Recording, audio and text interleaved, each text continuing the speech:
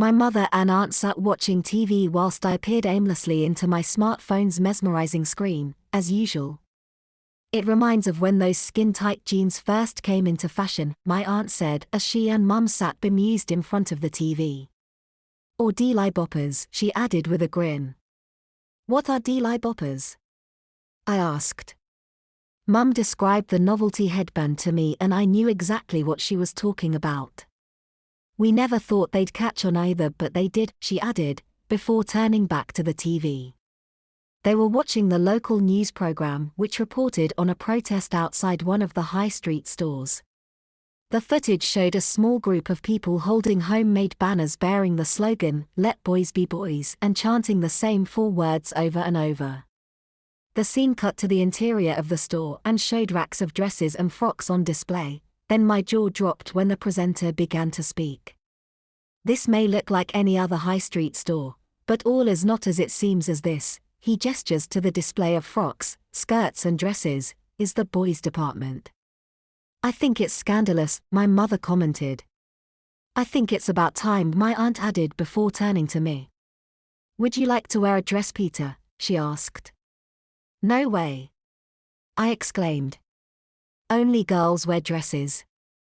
Maybe not for much longer, she grinned. Mum said it'd never catch on and her sister-in-law agreed, before saying something about girls having only worn trousers or pants for last 100 years or so. Before that I expect girls looked as strange in trousers and boys would in dresses. That was months ago and now there's more and more high street stores stocking the new trend in boys' fashion. At first they were tucked away in a discreet corner of the boys' department, but now they're in pride of place at the front of the boys' department.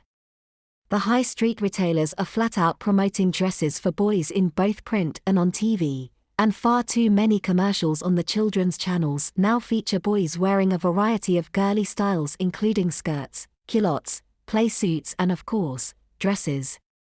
One can easily point and laugh at the poor lads who feature in such advertisements. Even seeing the boy mannequins in the shop windows clad in skirts, frocks, tights and dainty little shoes wasn't uncommon, although actually seeing a boy in real life wearing a dress or a skirt is a very rare sight. But it is certainly unsettling, especially when my mother says something positive in passing. I was happier when she claimed the whole thing to be scandalous. As the weeks and months passed, the new fad began to make its way from the shop window displays and TV commercials onto the high street itself. My personal instinct was to point and laugh on the rare occasion one was spotted, but Mum told me that such behavior wasn't nice.